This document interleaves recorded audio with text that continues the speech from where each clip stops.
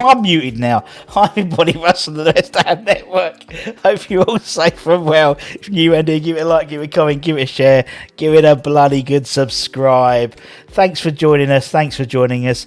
As I said, if you're new, Andy, make sure you hit the bell notifications you made of any time we put new content on.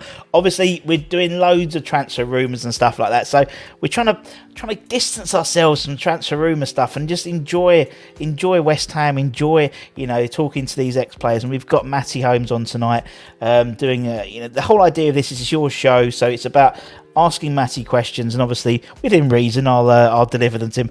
As I said, we've got it sorted, and the ironic thing is it was his mic that was muted, and then I muted my mic at the beginning. So then, yes, Matty, how we doing, mate? Yeah, very well, thanks, Ross. Great to see you. You too, man. You too. And thank you to the technical support that is your son. Tech support. They're useful for something, can't they, Ross? They are. How are you? How's things in the Holmes household? Yeah, very busy, Russ. Apologies that I couldn't come on earlier. I know we've put messages across and I've tried to come on a bit sooner, but we got here eventually. Good things come to those that wait. And I thought, as I said to you before we started, it was funny because we had Morley on. We were meant to have Morley on last week, and obviously, Norwegian technical problems. Something to do with the Wi-Fi, but anyway, we've got Matty on, and as I said, the whole idea of this show is to give you guys the viewers the opportunity to ask questions to Matty. But obviously, season's finished now. West Ham are finished 7th. Good season all in. What were your thoughts about this season, Matty? Really? Great season, I think, Russ. Built on the last season before, and I think the European Cup run was a fantastic achievement for the football club as well. I think exciting times. They're really building on the season before's work, and how they're going to progress now to try and break into that maybe top 6. Be exciting to see how it goes. Yeah, I think it will be. I think it's going to be a huge change for West Ham. Going this season. With a lot of players leaving. Obviously Mark's left, and Yarmolenko and a few others are, supposedly being seen the door. As a player, the summer is always, obviously you want to enjoy the summer, you want to have some relaxation, but back of your mind, you're already thinking about the next season. Not really. I think as a player, you sort of, it's that cliche, isn't it? You just concentrate on each game as it comes, and as the season evolves and develops, you really focus on just trying to win games and get in the best position you can. And then you get to the end of the season, I think you just literally take it, relief. And in my case, when I was at West Ham, stayed in that Premiership for the 2 seasons, and we'd done our job, and just relaxed for the summer. We always knew the date to come back for pre-season. Yeah. When Harry wanted to come back, and you sort of dread that date coming sooner and sooner because we knew it was going to be hard work. But as a footballer, I think you just enjoy the rest and just recoup, really. Yeah, and also, I mean, some people can recoup. Some people are fortunate enough to recoup, and for some, I think West Ham have got 9 international players going to the June internationals. It doesn't really help people, does it? I mean, I think Declan Rice hasn't had a rest for about 2.5 years with the Euros and stuff. It's not ideal, is it? Yeah, I think it's so different now, Russ, isn't it? With the way they're looked after and the sports science, I'm sure they've just got programs galore that each individual has to monitor, because they're loaded with games so much, and they'd be different. In our day, it was so much different. I'm sure the lads that went on international duty, maybe didn't play as many games. It was different then. But now they're like, got to be so looked after, haven't they? They're worth so much money, and boys like Declan and that for the football club are absolutely valuable. They don't want to be getting injured when they're on duty as well. Of course, yeah. I mean, in terms of pre-season, Gatesy asked the question from a fortune mind. Was there ever a player who came? You play with some great players and some characters, but that some people might have indulged. I mean, I imagine a few people may have come back a little bit more, like they've indulged themselves a little bit too much over Christmas, over the summer. A few too many sangrias on the beach, maybe. I think the higher up you go, that you find the lads were a little bit more, I think, Yeah, professional. I think when I was at Bournemouth, it was quite funny because I was a young player getting into the Bournemouth team, coming through their youth side, and some of the old pros, you sort of yeah. come back pre-season thinking, oh dear, what have you been doing? And they'll put the bin bags on us, to Oh, train in mid-July, August. You think, oh, you're just going to absolutely fall down in a moment, and you're just going to dehydrate. But yeah, when I went up to West Ham, and you come in, they don't have to look after themselves. I just found when you went high up the levels, I think there's a lot more at stake, and it's they do look after themselves. Even in our days, it was no one really come back in whose shape.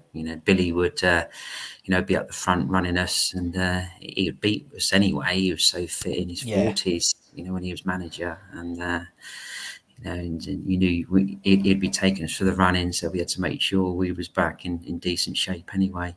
Yeah, no, it's a good point. Yeah, especially with Bill. Yeah, as you said, at God. the front, Well, I suppose it's like some play. It's like I remember when Gianfranco Zola was West Ham manager, and everyone would say he was the best player at the club. And Bonzo was the fittest player at the club, and fittest person. And he was the manager, so lead from the front, I suppose. Yeah, it's quite. I think we went over Hainault Forest. I think that's where they took us, running through there, not far from the training ground. And Fred, I just couldn't believe the first one with Billy. I thought, no way, surely not. And off he went, and he expected you to keep with him. And then at the end, I think it's about a 4, 5, 6 mile run. I can't remember now, but he'd be waiting at the gate for you all to come through. I think it's only 1 or 2 that kept up with him. It was just unbelievable. And that's why we had so much respect for him. And you just die from on the pitch when you got a manager like that who just shows that to you. So.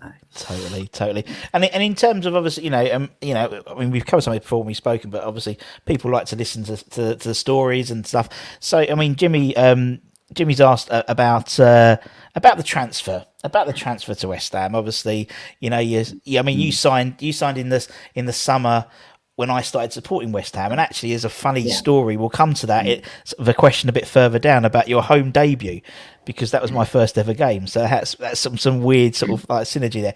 But how did it happen, Matty? How did it happen the transfer to West Ham? Oh, well, I was at Bournemouth at the time, and just finished the season, so had a good rest in that summer, and then Tony Pulis took over at Bournemouth. Maybe didn't sort of fancy me as a player. Tony was a very hard centre midfield player, and I think he wanted to change a little bit. And Harry just moved to West Ham. And I remember speaking to Tony, I think it was a week or 2 weeks into pre-season. I said, oh, Swansea are coming for you. We're looking to sort of, accept the offer. And I'm like, okay. It's one of them. You think, wow, and obviously not wanted too much. Yeah. And then Harry sort of, I think, spoke to my dad and just said, look, we'd love to get Matty up for a couple of weeks training, let Bill have a look at him. And luckily, we did that. Got up there and did a couple of weeks training, and Billy liked what he saw, and obviously Harry knew me from bringing me through as a kid at Bournemouth, and luckily I got signed. Otherwise I could have been on my way to Swansea. Nothing wrong with Swansea, but I think you picked the good one there. I think the right one there. Yeah. But I mean, as you said, obviously coming into that side, and some characters in that side, that's for sure. Still see obviously a lot of them still around the ground and whatnot. It must have been relatively, I mean, I think it was about 40 grand, and it went to 60 grand if you'd played 60 games or something like that, which you did. Was it intimidating going into West Ham with all these sort of large? Because there were some large in life characters, let's be honest, at West Ham at the time. Yeah, it was a fantastic move, and going up there. Luckily, I knew Ian Bishop because Ian had a season at Bournemouth. Harry bought him from Carlisle for 35,000, I think it was. So I was literally just in the reserves when Bish had that brilliant season for Bournemouth. I think he was in the old Division 1 at the time, or 2, I can't remember now. He was superb, and he literally got snapped up that season and sold. So I knew Bish, and so that made it a little bit easier coming in. But yeah, I don't know if I told you the story before. As soon as I walked in through the changing rooms into Chadwell Heath, I saw Tony Gale, and obviously I knew him. He didn't know me, but from the old boys, Alvin and boys like that, and Dixie, and Tony said to me that, "Oh, brilliant, you signed because you've got bigger ears than me." So, oh, brilliant. That's Tony, it. Tony, I've seen often now. He's at Walton Casuals with the lads there, and he's brilliant, Tony. And that sort of broke the ice, and we had a giggle with it. But looking around the dressing room, Rash, you got top players, and I knew I was only going to improve, and really enjoyed the experience that first year. Yeah, that's brilliant. And I mean, going back to obviously pre-West Ham, but who did you support growing up? Who was your team? Well, I was a Luton lad. So that's where I was sort of born and bred, did my schooling there, and we watched the Hatters, week in, week out as kids, down in the Oak Road end, and that's where we was brought up watching. But we always, loved all football. My brother, Danny, was a West Ham fan, funny enough, sort of growing up. So we had an affiliation with West Ham amongst the family as well. Obviously watched the cup finals, the Eddie Cup finals they were in. Yeah. So great memories, and it was like a dream come true, especially for my brother. That's what I say. Yeah, your brother. Yeah, you signing for West Ham. It's like it's like my daughter who would turn out for West Ham. It's the same thing, He's like, it'd be amazing, wouldn't it? It's like it's a bit similar to, I think, with obviously everything that's been said about Mark Noble retiring, and he's been living a lot of players, a lot of fans' life, dreams for the last 550 appearances for being that exact reason. He's a fan being a player, and Danny must have lived that through you. Absolutely superb. Yeah, absolutely. I've got a good story about the number 16 shirt, Russ, if you've got a few minutes. Oh, of course, any time for you, Matty. Just priming there, Mark Noble's shirt, I believe number 16 is going to be mentioned about retiring. That was thought of, whether it's true or not, but what a club legend he's been, and rightly so. He's a great service. But I found my number 16 shirt the other day. It's gone missing for about 20 years. So the first year in the Premiership, I was number 16. Yeah. And I remember after that first season, I asked Eddie, the kit man, "Oh, have you got my shirt, Eddie?" And he said, "Oh, no, I don't know where it is, Matty." So I thought, "Oh, I've lost it."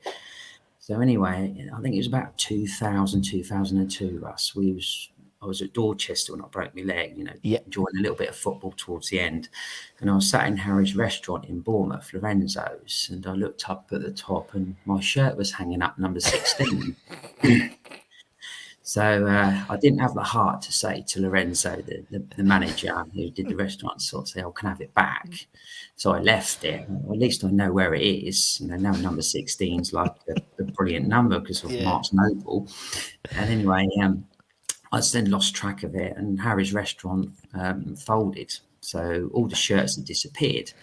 So a good friend of mine 2 weeks ago said, "Matty, you never guess your number 16 shirts in this souvenir shop in Boscombe in Bournemouth."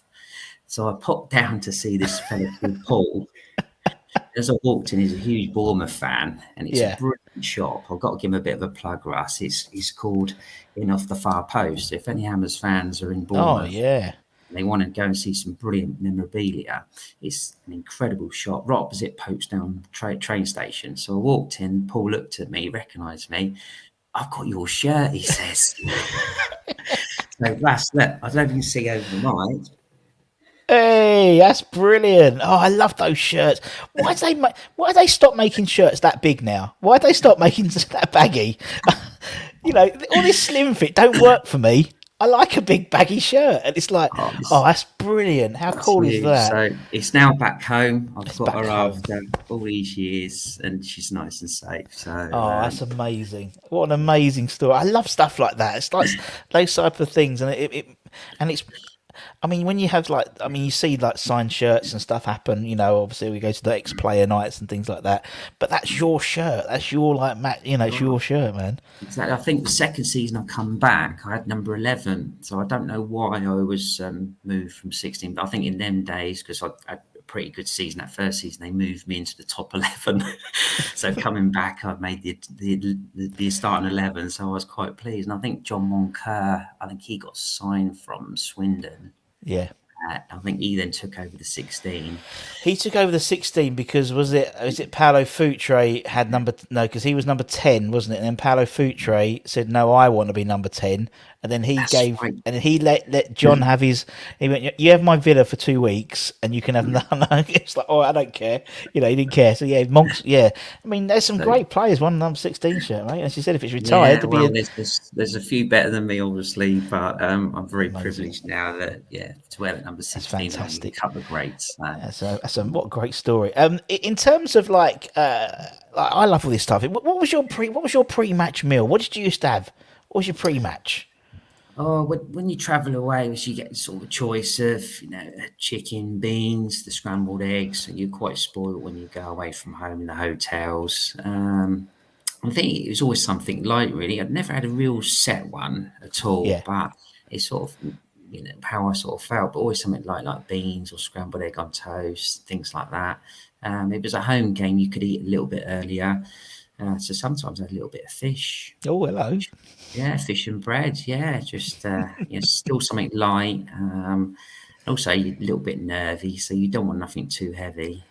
So I think everyone's totally different. Did you have any superstitions? Any sort of pre-match rituals? I mean, some people put their left sock on before their right sock, or anything like that.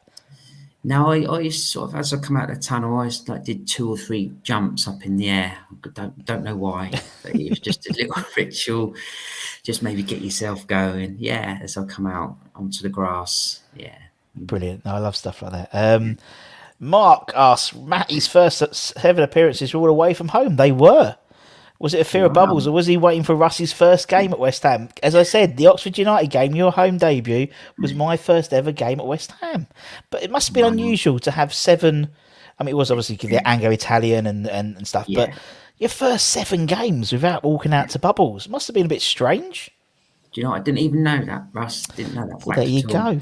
That's wonderful. Yeah, I think that first season was coming from Bournemouth was just brilliant to be around that squad, and the lads were winning games. So I think we was in the top 3 or 4 most of the season. I think we finished second to Newcastle that year, and I played a bit part.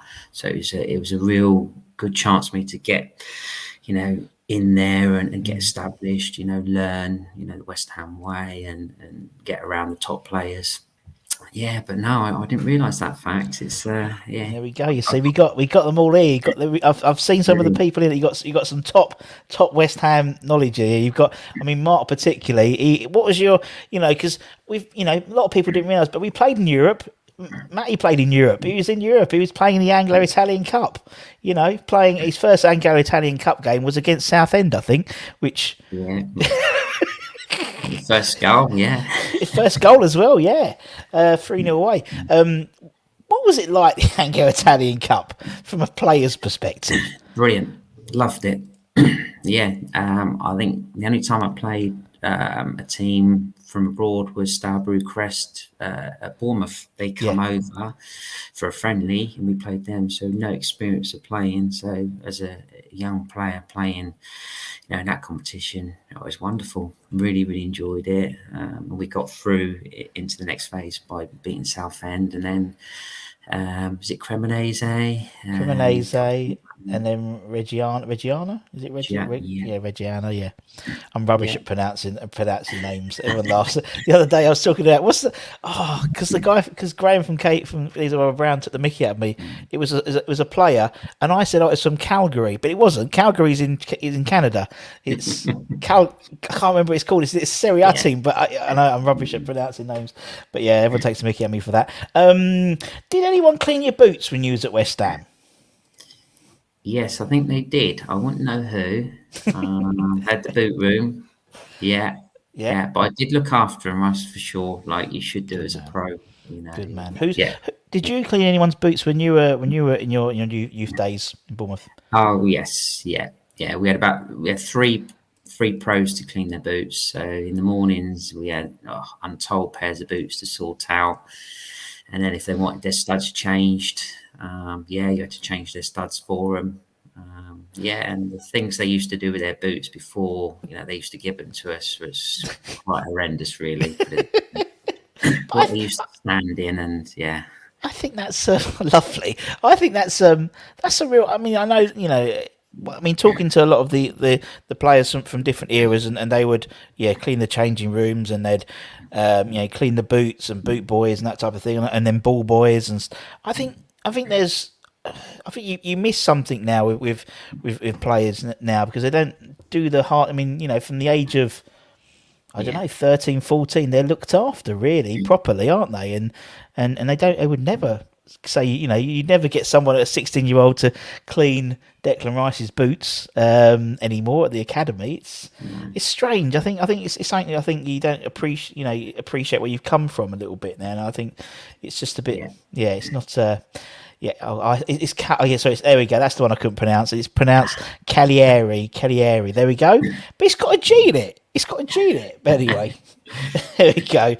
We used to clean the stands as well. That's what I mean. And it's like, and everyone I speak to players from the 60s and 70s, and the same thing, and they would see their idols playing, and doing training where there was cleaning the stands, and I think it's something that's missed. It's like we had Patsy Holland on the other day talking about the under-23s level compared to the old combinations league, and the youth, sort of those under-23s don't have the same rate of development as kids who have been thrown into the reserves back in the day.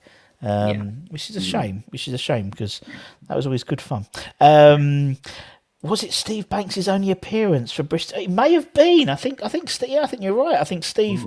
I think that was. It may have been his only appearance in the Anglo-Italian Cup. Old Banksy, you're probably right there, Ken. You probably are right. I'm not even going to question it. You probably are right. You probably are right. What we got here? We've spoken about cross country. Get rid of that one. Favourite West Ham goal? I mean, you scored 6. What was your favourite one? Not many. I love the game against Wolves, and I'll come on a sub. I think it was the Bobby Moore one. Yes. Sadly, after that event, come on second half, and I scored the third. I think it was far post. Took it down and sort of smashed it in the corner. That's my first season, so that was a real highlight. Most probably, I can't really claim the Man City one because it took a huge deflection from outside the box. But the Liverpool one, David James, he went through his legs, didn't it? But I think it was so important that we got off to that start at home when we won 3-0. We had to win that game. And then the Man United on the Saturday to stay up near enough. But I mean, you only scored sort of 6 goals or whatever. But Liverpool, Tottenham, he scored against Tottenham. Yeah, I know we lost, but it was there's still some Man City, like these big clubs you scored against. It's like brilliant, man. Yeah, no, I think the Wolves one, I remember the Wolves one. Yeah, I took more pleasure from maybe assisting, like Trevor's goal in the first year in the Premiership when we drew 2-2 to Man U. I sort of put it across the goal for him, and Southampton away. I think I got 2 assists. I think I crossed one for Lee Chapman. He scored a great volley, and I think someone was cleaning his shoe after goal celebration, sort of rubbing it down. One of them ones. He scored with left foot, whether he meant it. And then Trevor scored from header. So, I love setting them up maybe more than sort of scoring. So you love obviously scoring goals, but it's brilliant to be, get an assist as well. And I suppose the way you played it was more about, creating the chances for the big men, really. Proper wing play, cross it in. That's how it should be. I think football can be quite a simple game sometimes. I think we overcomplicate it. Yeah, I think as a white player, which I played, and I should have scored a lot more goals for sure. There's no doubt about that. But even the Man United game where he usually scored the volley, I'd always, Yeah. I'd rather have been that person that actually crossed it, which I did for him. And he scored a brilliant volley, and you get so much pleasure out of him then finishing it because you've set it up for him. So yeah, it's one of Love those. Hughesy. He's such a lovely guy. He literally, I couldn't kick him out of my house. He came over from Northern Ireland. I think he was meeting Rowley and Kenny in Hornchurch. Oh no. I know. And so he came in. He was like, he turned up and he sat here and I think he was here about 3 hours. I was like, you still want to carry on talking? Yes, carry on talking. And he's like, I can't be anywhere till 1 o'clock anyway, so I might as well chat to you, Russ. Such a sweet guy, such a sweet man. And then he phoned me up and went, actually, half that stuff can you cut out because I was like, yeah, okay, no worries. Bless him. What we got here? See some. What we got here? What was it like playing with Ludo? Says Happy Amaret. Oh, superb. Yeah. He was so good, wasn't he? So good. I think you just got to look at that Man U game where we drew in the end. And he was, if it wasn't for him, we would have lost that game quite easily. Yeah, he was. Without a doubt. And what a lovely guy as well. So calm. I used to sit next to him on the coach quite a bit, and hardly said a word on the way there all happened. But it was just nice sitting next to him because he had a lovely aura about him, and he just felt so relaxed. He was a huge player for us. He was, as well as physically, he was. He did so. He was massive as on the pitch, but as you said, just such a lovely man. Obviously, coming from not near Moscow, coming from the Czechoslovakia, it's didn't really speak any English and stuff as well. So. But and was probably the first one the sort of first modern day goalkeeper, really. I think before that we had Phil Parks, who was very domineering, but wasn't athletic. He was just a big, great goalkeeper. But then Ludo was felt, and he did that funny kick. He did this funny kick when he kicked the ball like from his leg came from behind his shoulder. But I love him, absolutely love him. He also got me the sponsorship for the Skoda as well, which about. I remember him coming in the training ground one day. He said, "Oh, Matty, the guy at the local garage, I've got a deal with Skoda after another player. Would you be interested?" I went, "Oh yeah, Ludo, I'd definitely be interested." I wouldn't have much money at the time, and obviously people moving up from Bournemouth and renting a place, and always a great chance to get a car. Yeah, black soda. It's like a sporty one, and I got a little bit of a ribbon because I used to live in the end around the Tottenham area, but the trouble was it's all plastered over the car, Oh no! And I remember once coming around the M25 and Vinnie Jones passed with a couple of Wimbledon teammates. They come past me and pulled down the window. I think it was going about 40 miles an hour around the 25 towards the training ground, and he ran down his window. "All right, Matty." He was ever so nice, Vinnie. You were like, "Oh no, I'm going to get I think the best one we heard was I think it was Mad Dog, and he was saying because they were at Alan Ford in Romford, and obviously he had Martin Allen on the back of his car, and he got caught doing something silly in a 50 and a 30 or something like that. But he said, "Hey, it weren't me. Someone's taken a picture and it has Martin Allen and Alan Ford." Oh, maybe it was. Yeah, that was it. You used to get that, didn't it? The players used to have, sponsored, and a lot of the Ford cards, particularly, their names plastered on the side of it. Oh, brilliant!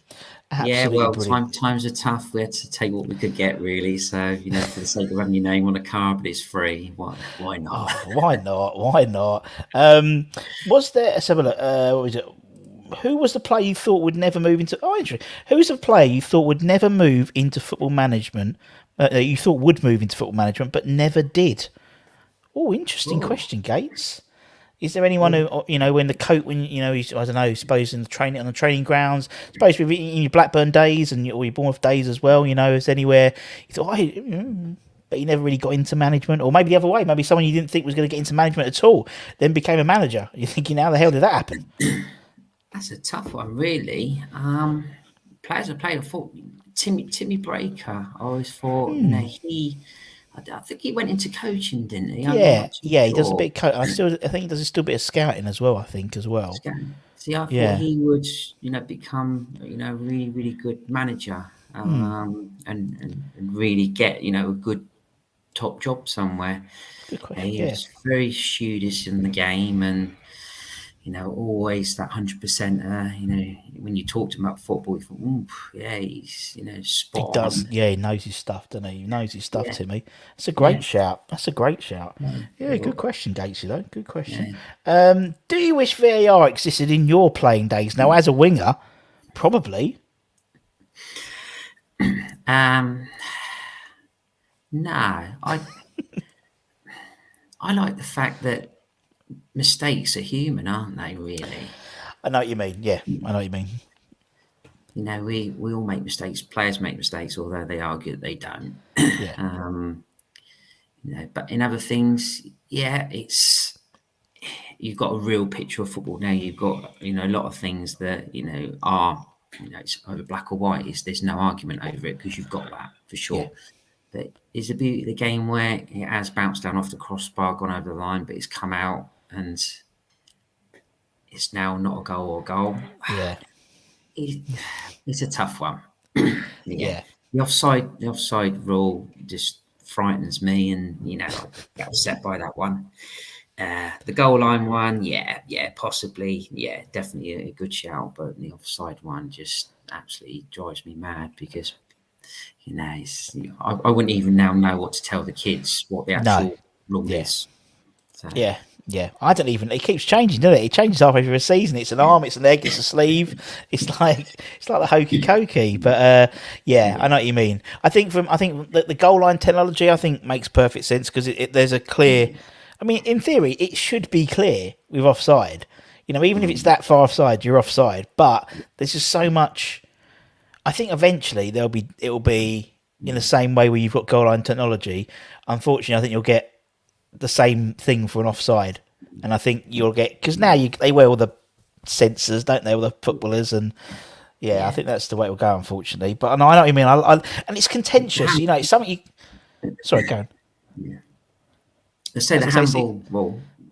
The yeah, handball rule handball. is just Yeah, that's just crazy at the moment. Really, I just think when your hand moves towards the ball, they're gonna intentional. If it suddenly whacks them and they ask referee to go and look at the screen, then they're going to get the penalty when got no chance of getting your hand out of the way. I think that's then VAR on that one. And sometimes it differs from game to game where it should be, everything's the same really. yeah. No, you're totally right. It should be fair, and also it's like fair down the leagues. I mean, like when you're playing, I think it's the FA Cup or whatever. If it's a Premier, if you've got VAR, you have to use it. Well, that's not fair if you're playing. So if West Ham were playing Kidderminster, we played them at Kidderminster, and we didn't have VAR. But then if it was our gaff, we'd have VAR, and there was a goal that probably Kidderminster should have scored. So it just seems like it's not a level playing field, and that's what they're trying to do. Have this sort of level playing field. We just don't get it really. I love the way we put the rules to write with these things. I think it's great. Right, what we got here? Let's get some more. What we got here?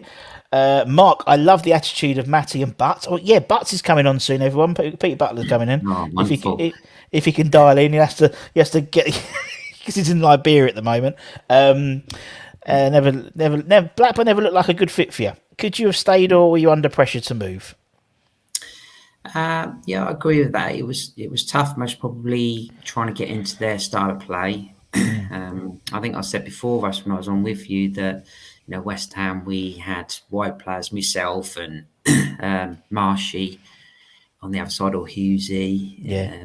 We used to come inside and play and join with Trevor or Clive or Tony, and then sort of move around. That allowed the fullbacks to go on the outside, so it was quite a lot of rotation. Sometimes you'd be out wide and you weren't under pressure just to put a cross in. You can come and play off your front man. But when I went to Blackburn, it was literally as soon as you get it wide, You've got to get the ball in for Sutton and Shearer, and rightly so. That's why they won the league that time. So I must probably found it very, very hard adapting to their way of playing. But as a footballer, you've got to understand that and get on with it and go with it. But there, you was really trying to get into a squad of 30 players. They just kept buying and buying and buying, and you just ended up just going down the pecking order. So it was a hard time, because I was so happy at West Ham, doing really, really well. And you get a big money move, and it was a great opportunity to play in the Champions League, which I was lucky to do for a couple of appearances. And that experience is always going to stay with me. Of course. But yeah, it was a tough time, and it was. I think there's a chance I was going to move late at the end of the first season. But Jack Walker, he didn't want anyone to leave. He sort of put a block on it. And then the second season was more about me just playing in the reserves, because they bought again so many other players. And again, Jack didn't want anyone to leave. And that was sort of like their policy, really. Tough time. But, I get that. Who was your most underrated teammate? Underrated teammate at West Ham?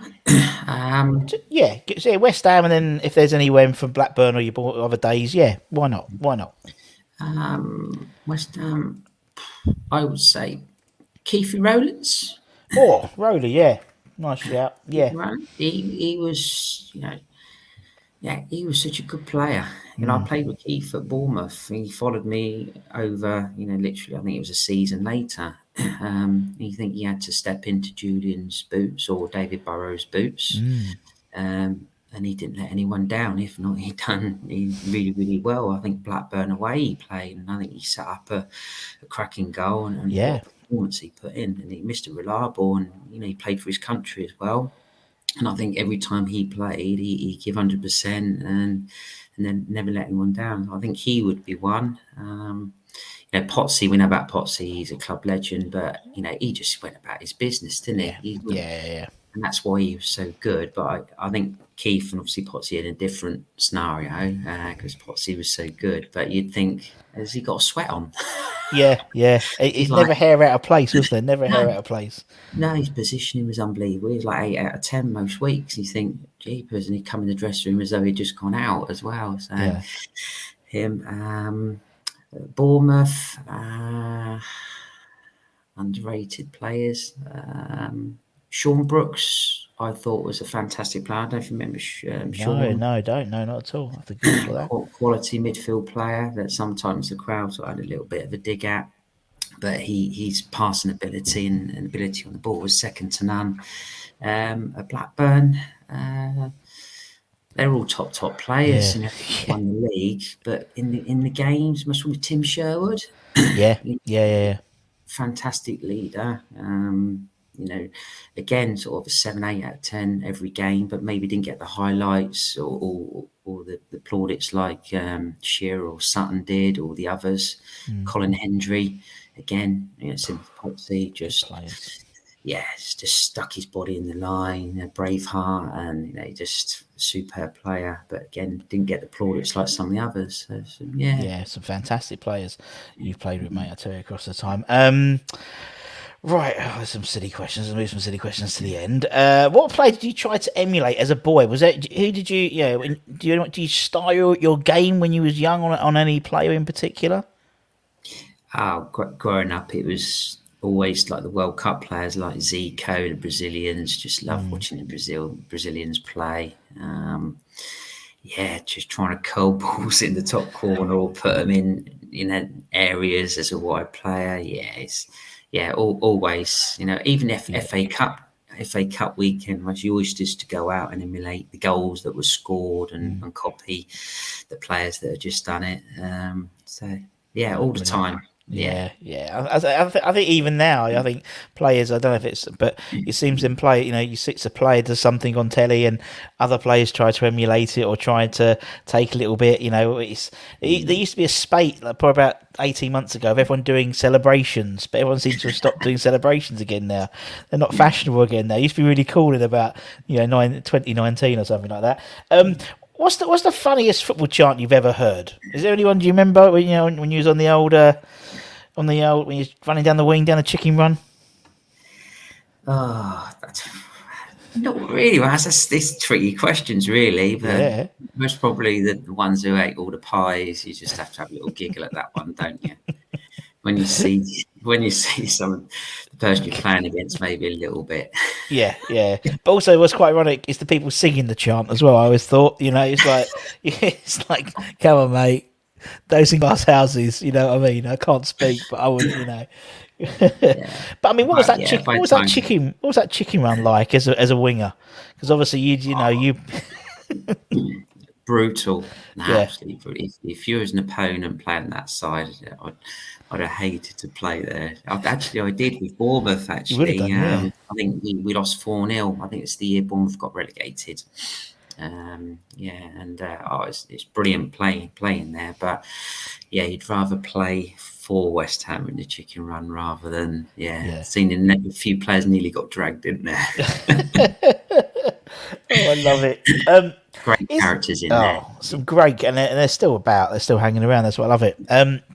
Is there any difference in because obviously you're involved in, as you said, involved in some coaching and stuff at the moment? Is there anything different in terms of the way the coaches, the players are coached now that you have to compared to when you're actually playing? How's coaching changed? Oh, huge. If I think when I was a young kid at Luton, growing up there, we used to train at the top of Maple Road on car park, and the youth team players used to take us, and it was literally, just kicking the ball around, you're just passing it for sake of it. Now they're told to work on their body position, open their body up, shift it off 2 feet. It's just light and day, really. And I think we learned them by just playing. Yeah. When I was growing up in Luton, we had a park about half a mile away, and we lived up there. And you'd end up playing 10v10 against local lads, and it got feisty.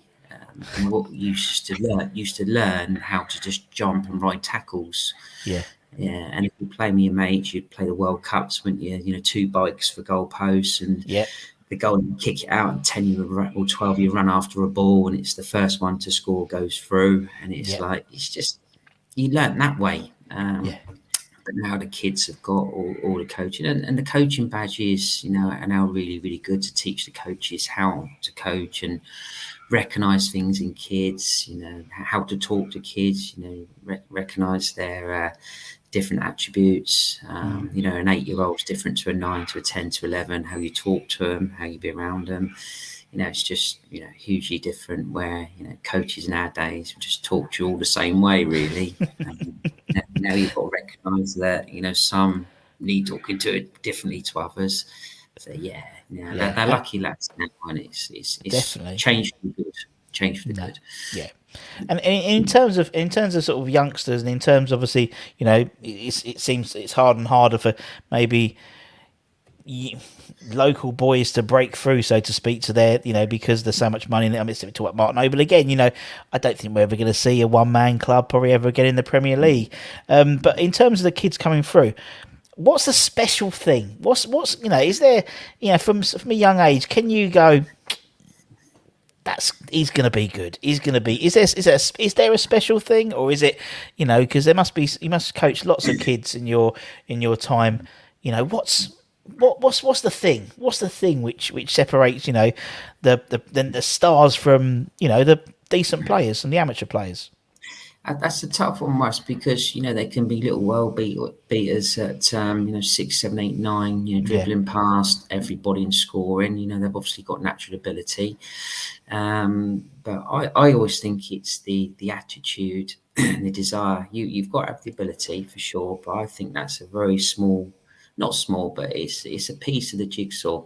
You know, if you've got the attitude to want to improve yourself and the desire, then that's going to take you a long way. And if you look at myself as a player, how I got there, when I was in the Bournemouth youth team, there's most probably 4, 5, 6 better players than me technically.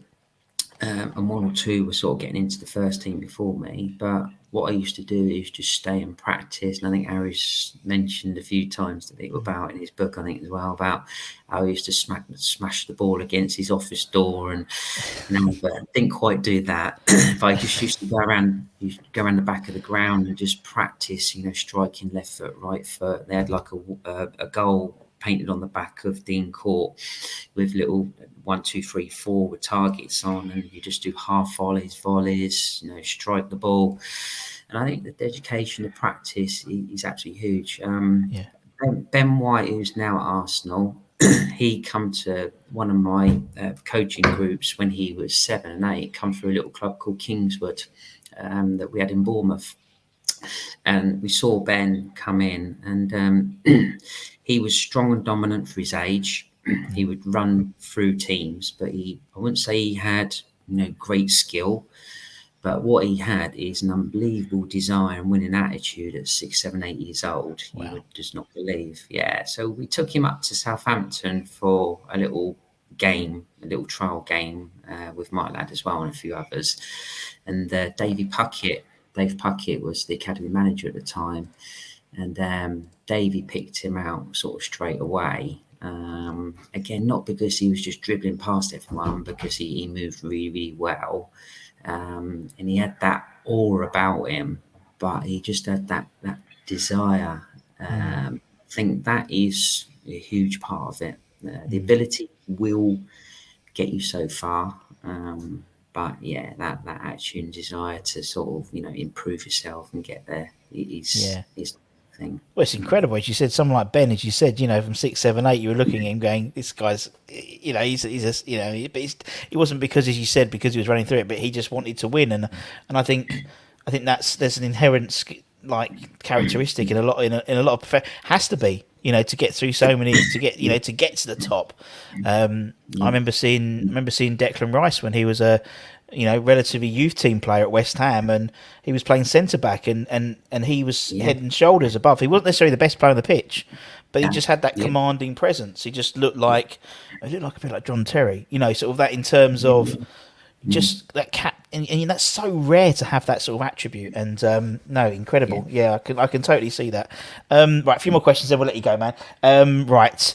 Speaking of Harry, did you play in the pre-season match at Oxford where Harry got a supporter to play for us? And if so, do you remember, was he better than Lee Chapman? So that's how. And the supporter's name is Steve Davis, which I think is quite funny. Do you remember that game? Because Harry remembers that game. I do remember that game. Yeah, it's a funny story, that one, isn't it? Is he better than Lee? Oh, that's harsh. I thought Chappers did a job for us. You know, he did a great job for us. You know, we needed a target man, really, wasn't he? And I thought he scored quite a few goals for us, really, looking at his time at West Ham. But yeah. He did. He's a presence, Russ, wasn't he? And he sort of got us out of jail in a couple of games. I know the fans, you know, sometimes, you know, didn't take to him because he didn't look very mobile at times. But for me, as a wide player, I knew that I could sort of hit a ball into an area if we're in a little bit of trouble, and he would just be able to knock that ball down to Butts, or Martin, who was making a little third man run. He was useful around that sort of period for us and helped us out a little bit. But definitely, and he's still bagged. I think he's bagged like 10, 11 goals in that 93-94 season. So, you know, that's a great return for Antonio nowadays, isn't it? Really, it's funny how it all goes around, comes around. Right, what we got here? Did you hate playing games over Christmas? Did you hate the Christmas period as a player? No, I love playing games over Christmas. Yeah, no, I think as a professional, you know that's going to be your period. You've got to get your head down. Yeah. All my mates and people were out Christmas time, but no, that didn't affect me. I was never one for sort of going out partying anyway. It's it's part of your job. You know, you wanted to make sure. I think one year for West Ham we was up at Everton, New Year's. Yeah, I think so. Yeah. You just get on with it up in the hotel, and try and do the best you can. So it's a privileged life, for Yeah, no, sacrifices I know just what for. you mean. Was it weird when you retired and you had Christmases back? Yeah, very strange. Yeah, Yeah, I can without a imagine. doubt. I can imagine. Right, okay, a couple more. Did you live in Latimer Road in Hornchurch? Says Rob Flack. No, I didn't. Must be someone else called Matty Holmes who lived in Latimer Road in Hornchurch. There we go. fair play, Rob. I know Latimer Road. That backs out on the park. Yeah, very good. That's near me actually. God, that's a bit weird. No, I love it. Some people are so funny. Relative to inflation and compared to day salaries, how did wages compare from your playing days? What was your wages like at West Ham? What were you? What you know? What was? It's funny because do you know? It's funny because I asked this question to. We had a Boys of '86 night, and all like Alvin and was there, and Georgie Paris and Alan Dickens, and someone asked a question about and they never discussed wages amongst themselves in the team. No. And then they realised afterwards. I mean, Dicko I spoke to afterwards. He said I was all right. I was on 500 quid away, and actually I was on about 200 less than Alvin. But Alvin was an international, so he got an extra 200 quid. So I was all right. I was quite happy with that. What was it like? What was it like at West Ham? What was you said? You had to pay rent and stuff like that. But what was it like? It was tough because I come from Bournemouth, so I couldn't really demand too much. Rather than I got a little flat above a TV shop in Loughton High Street. Know it well. Lived in Loughton most of my life. In Loughton. Yeah, and that was my first 6 months in there, and you're just grateful for being there. To be fair, you got to get your petrol, your car insurance, everything, and survive and just get your head down, try and earn that contract for your next one. And I think I remember actually because I was doing quite well, and they pulled me in to give me a new contract. I actually spoke to Alvin and asked his advice. Yeah, I had sort of like an agent sort of helping me. If it's one of Harry's mates was the agent. He's you nice said guy. it. Yeah, He was a nice guy, Brian. Well, so it's fine. But Harry put me on to him, and he did it in the end. But I asked Alvin, and he gave me some good advice on what I should ask for, because it's a young kid, and you're like, don't know, do you? You've done all right. You don't, and they look at you and think, you're worth that much? No chance. Yeah, but it wasn't great, put it that way, Russ. So. Oh dear. Yeah. No, nowadays it's ridiculous, isn't it? It is ridiculous. I feel sorry for the likes of Haaland. I feel really sorry for Haaland because now, Russ. I mean I feel so sorry because he has to still pay PAYE, doesn't he? So 60% of his wages is going to go, 40% is going to go to the government. So if he's on £500,000 a week, poor guy, he's only going to live off 300 grand a week. I mean, come on. I mean, fuel's gone up and everything. That's ridiculous. I feel so sorry for him. I always think about the generation before, me, and you think, but the greats of like the 60s, the 70s. I mean, you listen to. I mean, obviously, the likes of Bobby. I mean, Bobby Moore. He had the sports shop across the road from West Ham, and people like Harry and Frank and people like that had stalls in Queen's Market. That was their second job. It's crazy to think of that now, isn't it? World Cup winner as a second job, and absolutely mental. Right, 2 more questions, and then we'll let you get some shut-eye. As a player thrilled by assists, would you prefer Clive Allen, Tony Cottee, or Trevor Morley? Who would you prefer to fire those in? I think I've got to be more biased towards Trevor, because I think I sort of played more games with Trevor and maybe give him more assists. I think. Yeah. I told you before, I think he come up to me a few years later and said, that season I got top goal scorer, you provided me with the most assists. And I didn't even know that. But they're all great players, weren't they? Like Liss, Clive. Wow. I mean, you play with some great players, some great strikers as well, and I think Trevor. I think Trevor just he was more known as more of an aerial threat, really, wasn't he? To be honest. So right, let's have a look. Last question, silly question as always. Do you like pie and mash? Did you ever indulge in pie and mash when you was at West Ham? Do you know? I never had the chance. Never had the chance to You're not taste miss. it. You're not missing anything. Can't be honest. People hate me in that, but but yeah. But I make it a mission that when I go up next, if I go up next, then Have you been to the London Stadium since you moved? no, No. not being my lads. I think I told you before. He goes up a fair bit. Yeah. He went over to Frankfurt for the game as well, and bumped into TC out there. He got a nice little photo with him. Yeah, TC was loving it, weren't he? He was in the Oh, fountains, wasn't he? He was loving yeah, it. He was loving it. Loving it, yeah. TC was. Yeah, but he goes to the games. But no, I've not had a chance to get up there yet. But I'd love to.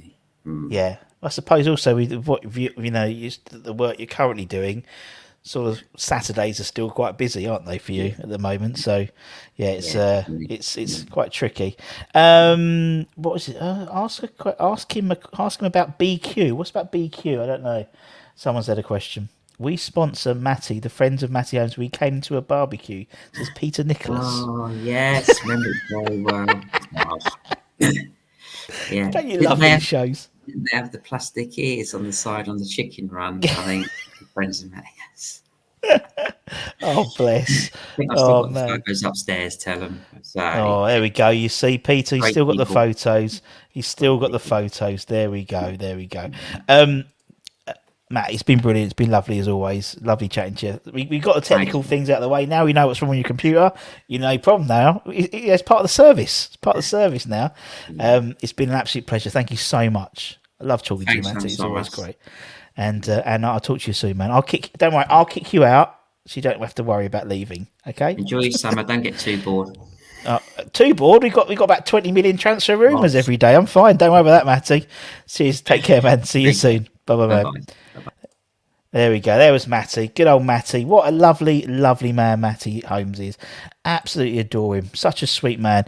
And I told you it was going to be good fun. Some great questions. Thank you so much. Couldn't get through all of them, but I didn't want to take him more than an hour because he took him 20 minutes to figure out how to turn his mic on. So I do apologise. Anyway, as I said, we have got some really cool stuff. If you're new around here, give it a like, give it a comment. Make sure you give it a subscribe as well. Lots of lovely comments about Matty. Yep, thank you. Thank you, Happy Amorettes. Yep, weird and wonderful as always. That's the West Ham way.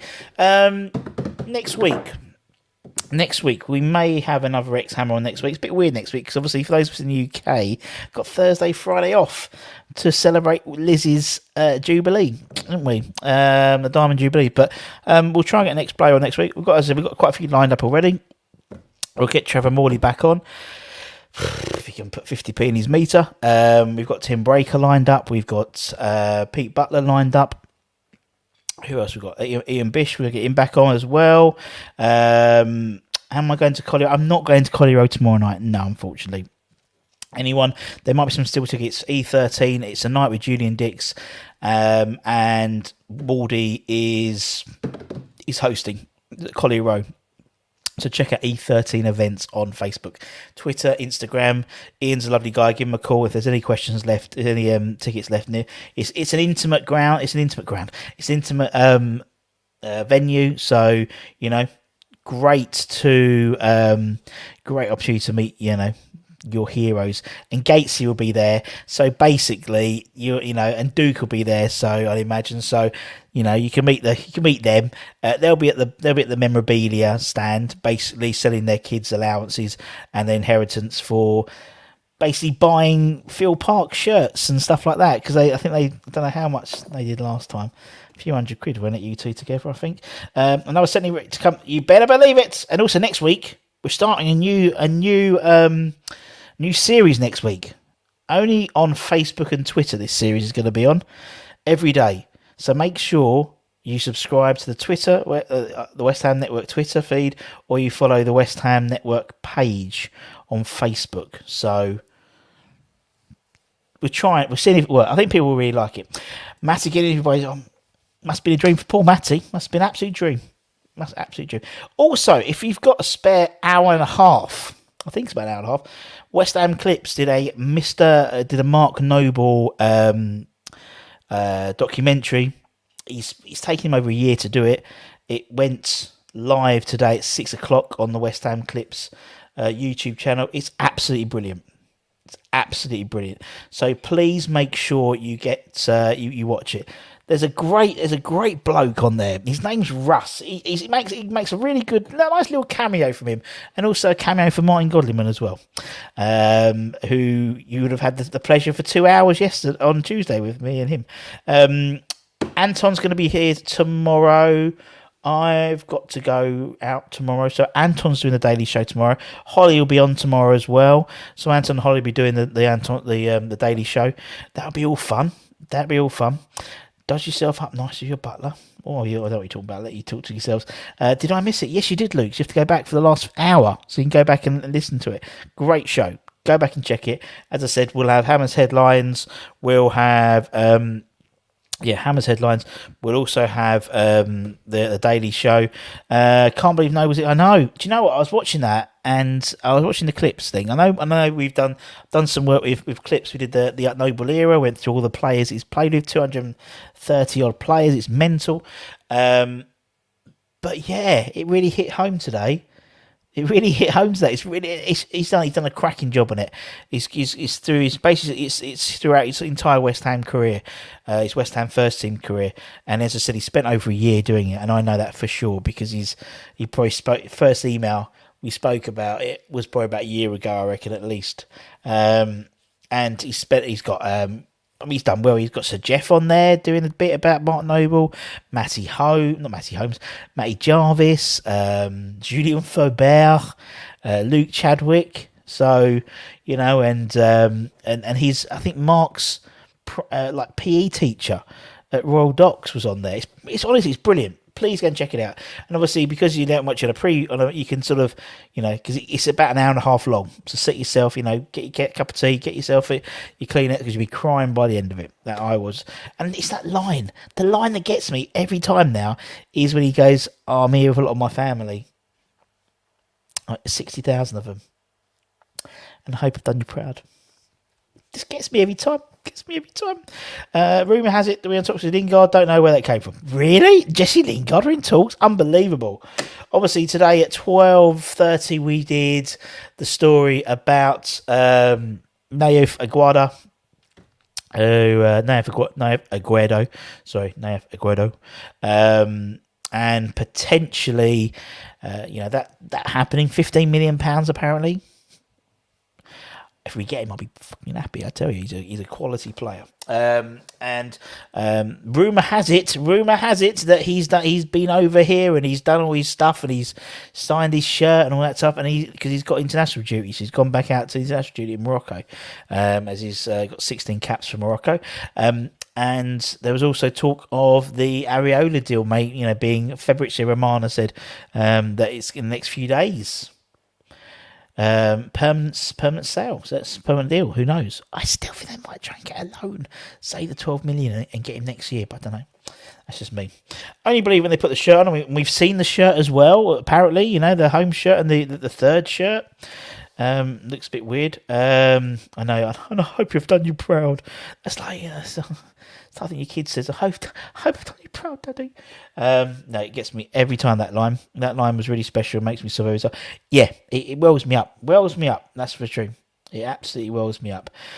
Pain is temporary. It may last a minute, a day, a week, but it will subside and something will replace it. If I quit, that will last forever.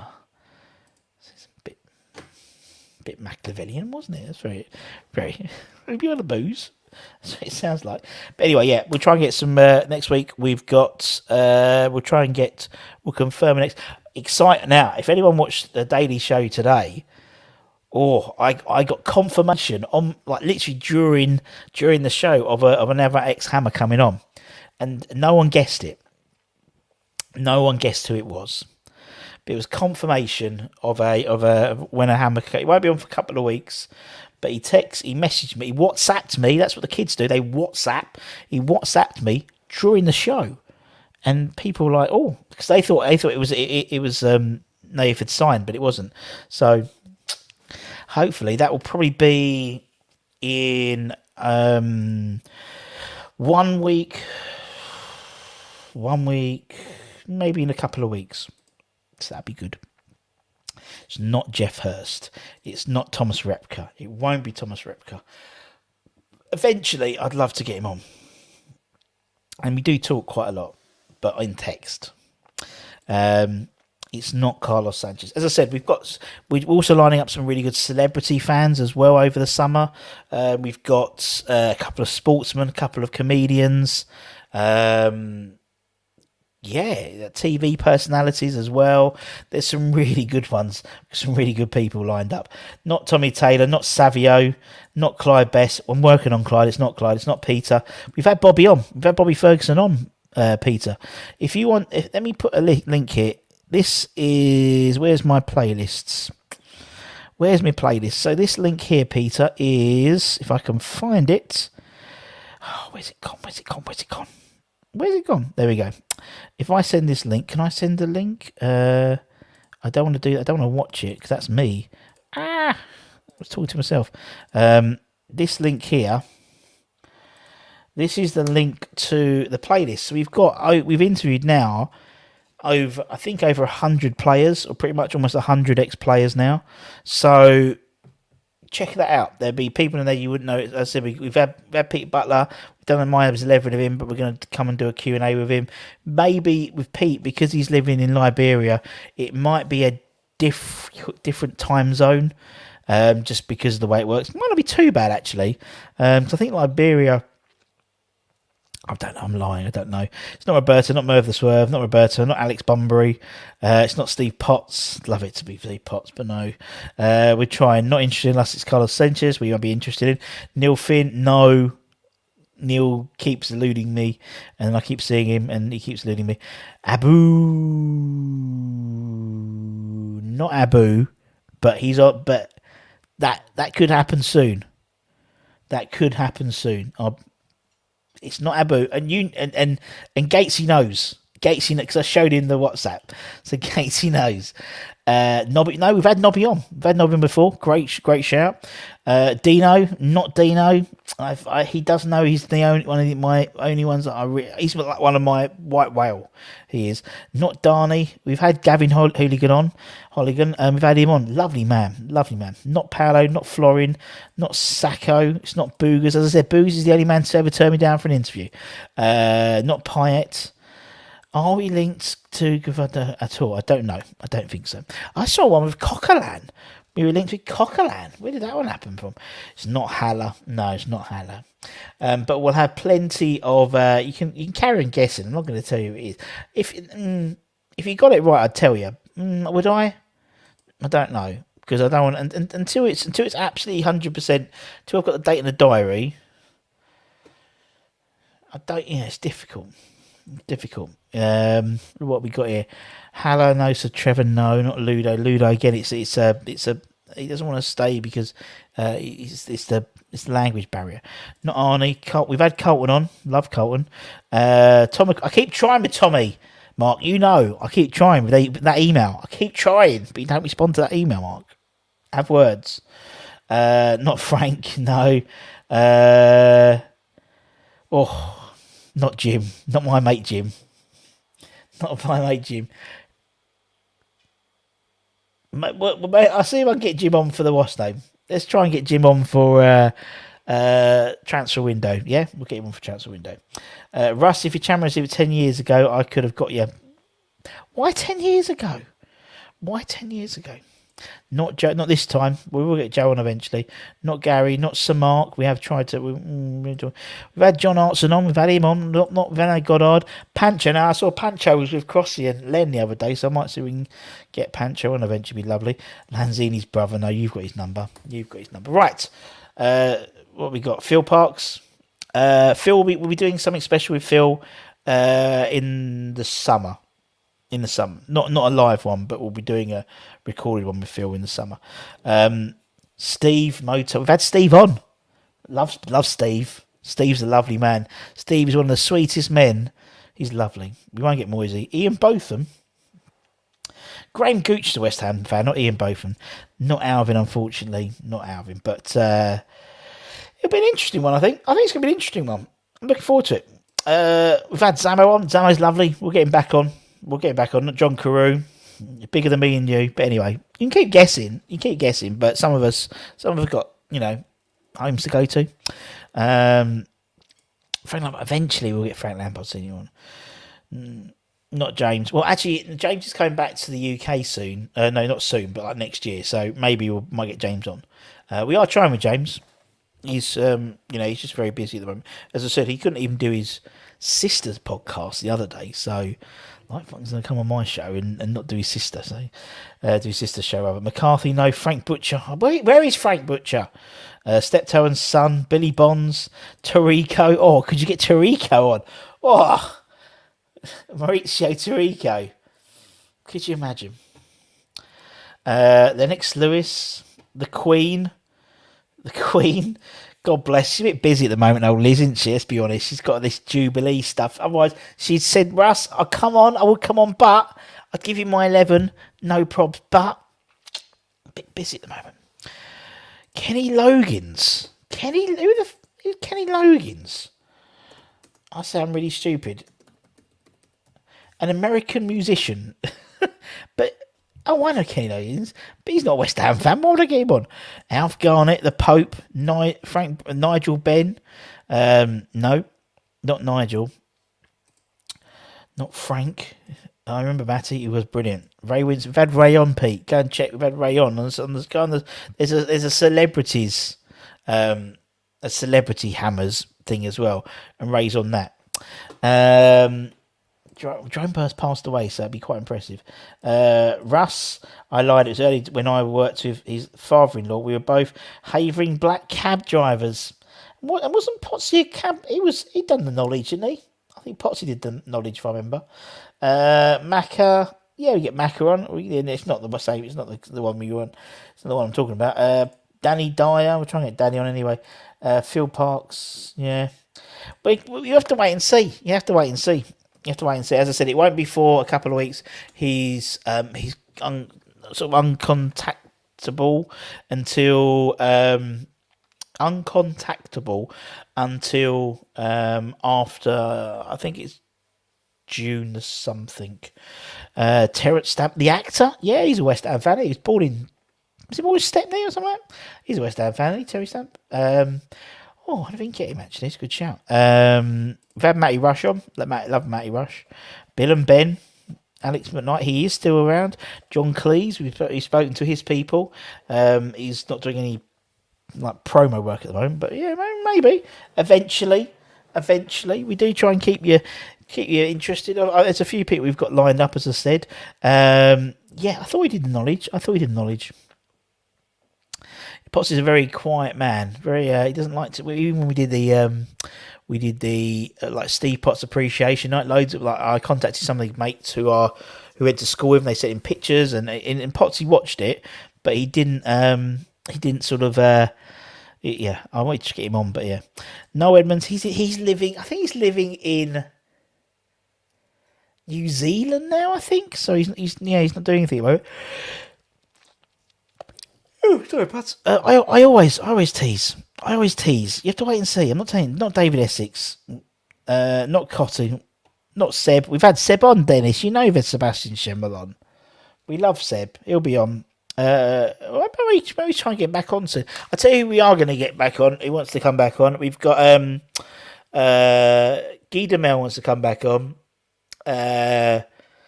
Julien Faubert wants to come back on. We want probably we'll get TC back on. Who's Ria Coker. Getting Ria Coker back on. We can definitely get Crossy back on. We know he loves coming on, so we're going to see if maybe even try and get him a bit more involved next season, maybe just as a Peach. Not Peach. We've had Peach on. I've only got 5 minutes. There we go. Yeah, Elijah Wood. Do you remember Elijah? I remember that. Oh, that was so funny. I remember sitting there watching, because they were there a week before doing a skivvy. It's not skivvy, a recce. A recce. And they're like, oh, this is it. And then I think we played Gillingham or someone like that, wasn't it? And they were down in the Bobby Moore, and like they'd randomly celebrate a goal when everyone else was like, what? It's brilliant. Is it me?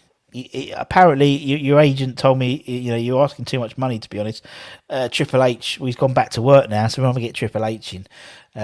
We've actually, funny enough, we've been talking something about that.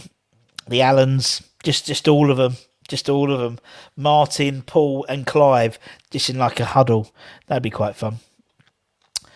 What we got here? Ray Houghton. Oh dear, that'd be fun. Yeah, I was at the game, came on the pitch, Watford away, unveiled us away shirt for 20. Very good.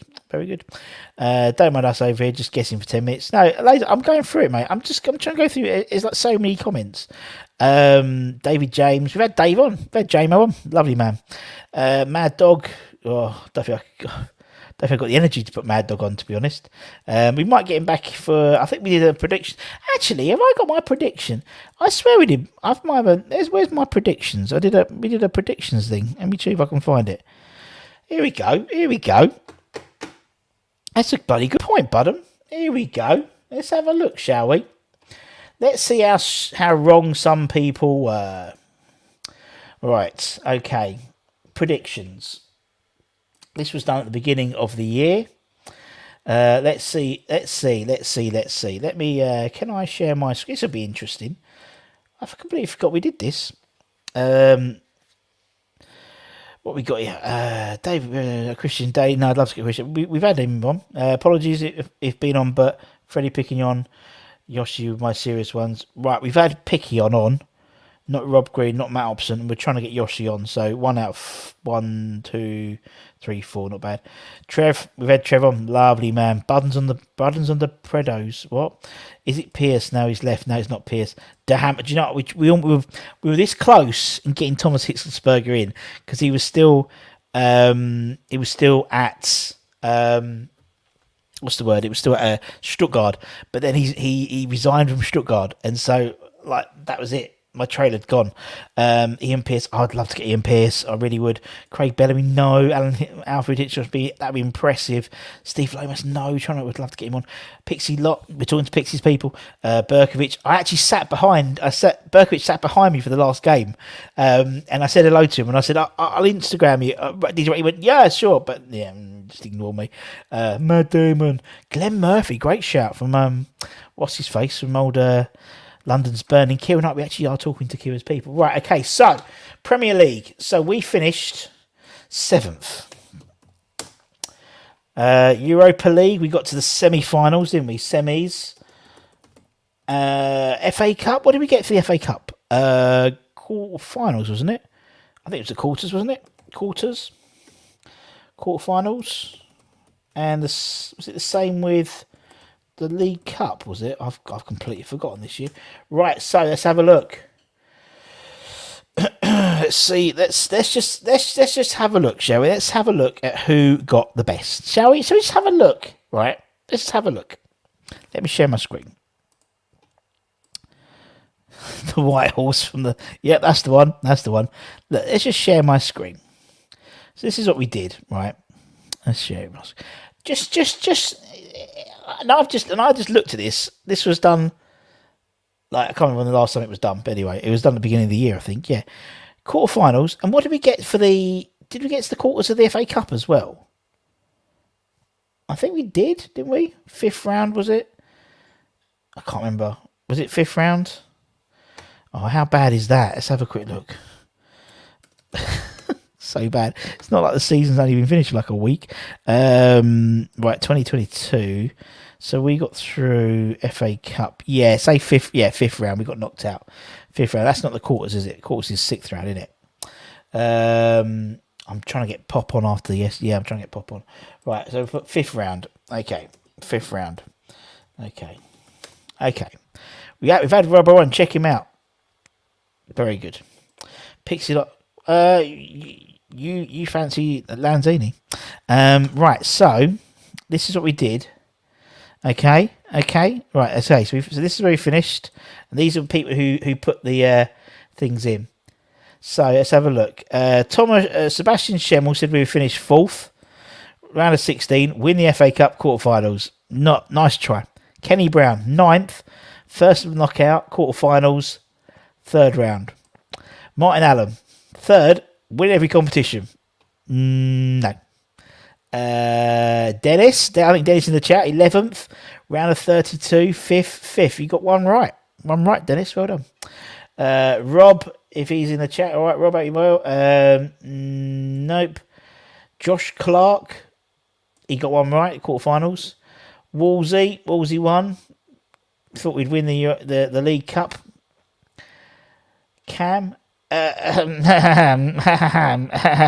have a quick look at Leader RCB, shall we? 8th, semi-finals, quarterfinals. I believe 3 out of 4. 3 out of bloody 4. I know, I should really pop into it. Yeah, I should do it conditional formatting, Luke. That'd be easier. Maybe I will do it as a conditional formatter and bring it back. Yeah, I think I'll do that. So there we go. Well, we will do it again next season, mate. We'll do it next season. We'll do it for this season coming, and we'll open up to everyone, and you can do it on Twitter or Facebook or whatever, and we'll do the same thing again, and there'll be a prize. So yeah, it'll be open to anyone. But I sort of won it. Got 3 out of 4, 75% hit rate. No, not really. I said 7th and 8th. I got 8th, and I said 7th and 8th. Yeah, I got 5th. I got 50% bang on. Semi-finals of the Europa League, quarterfinals of the League Cup. I'll take that. Anyway, beeps, I'm gonna have to go because I've got stuff to do. I need to go to bed. As I said, if you're new around here, give it a like, give it a comment, give it a share, give it a bloody good subscribe. Give it a bloody good subscribe if you love listening to Matty Holmes. Absolute legend of a man. Absolutely loved chatting to him. And hopefully, maybe in the next couple of days, we might have some nice transfer news, maybe. I'm just going to thank Matty. Thanks for that, Matty. Everyone loved it. And we did. We all loved chatting to Matty. He's such a sweet gentleman. One of the nicest men in football. And as I said, we'll be back. Anton will be here 12:30 tomorrow. He'll be here with a surprise to be West Ham. I can have a day off. Probably. Do you have it? I'd only get 50% right. So there we go. I didn't even realise we'd done it until it just popped in my head. So there we go. As I said, Anton will be here at 12:30 tomorrow with Holly. Holly's back on tomorrow, so Holly and Anton will be on. Holly's got to go at 1 because she's got to do a thing for a wedding because she's engaged. She obviously is engaged to a fiance, who's a lovely bloke, and she's got to go and sort that out. So, but she'll be there for the first half hour. So make sure you come in, and I don't know what it's all about. Some sort of debate. So we'll see. As I said, thank you to everyone for joining me, and take care, my friends. Stay safe, stay lucky, stay cheeky, stay positive, and I'll see you guys very, very soon. Much love. Bye.